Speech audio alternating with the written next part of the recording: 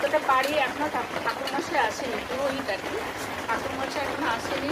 তো ততক্ষণে যদি আমার একটা মালা গাঁথা হয়ে যায় তাহলে মালা গাঁথি। এই মালাটা গাঁথবো পায়েলের নিয়ে, একবার রাধা গোবিন্দর নাম নেব, একবার পায়েলের নাম। এই যে নাম নিচ্ছি প্রথমে রাধা গোবিন্দ, বললাম রাধা গোবিন্দ,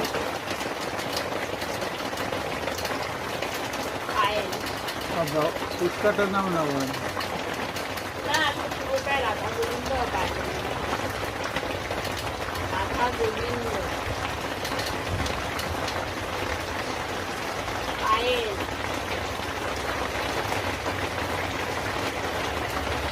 এইভাবে ওটা দেখে নেবো। কয়েকটা কলসি দেবো, এই যে করবি